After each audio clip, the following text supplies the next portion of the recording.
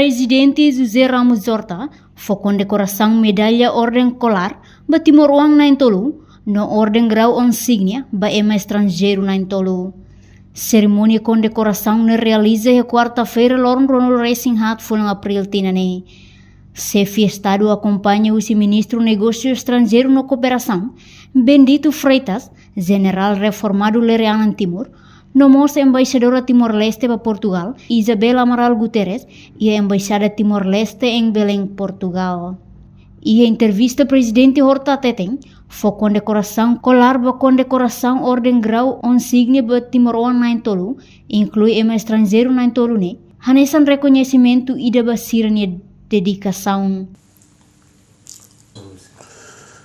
Timor-Wang na Intolu, e da embaixadora Timor-Leste a Genebra, Lourdes Bessa, levei ao serviço la cole, o matenic, o ahira itania processo adesão para WTO, Laura Dão, Niam aqui a Genebra, canaliza, coordena esforço todo Timor-União, é muito claro o governo, orientação sempre mais o governo, e governo que aprova, governo que lá aprova, governo que suca, guazarne, mas vez sema que halo lobby cá, são membros da WTO, e halo coordenação o halo raça que é dele para botar preparado, o lembro bele resolve. Então, condecoramos reconhecimento da embaixadora Lourdes Bessa. E nós, a minha colega português, Rui Macieira, embaixador de Portugal, em Genebra, que o serviço macana teve só paciência para tudo e ter lobby, muito com parceiro terceiro que é a WTO. Condecoração para Lourdes Bessa, o embaixador de Portugal e a WTO, Rui Macieira. Condecoração da embaixadora, ex-embaixadora Pascuela Barreto. Nia Ronilain, Hau apoia ita e a luta e a Portugal, né, que era 75, 74 tam, quando Nicolau Lobato a primeira vez, mas Portugal ia 74 antes da invasão. Portanto, quase de pela tete teme 50 anos, Pascuela Barreto sempre a tudo, lealdade e dedicação completa. O Luc, presidente Tauro Matarrua, que ela tem uma condecoração, uma vez medalha, mérito, uma vez agora que a dedicação merece medalha Ordem de Timor, colar. Los grande colar, né? Grande colar para chefe de Estado, para reis.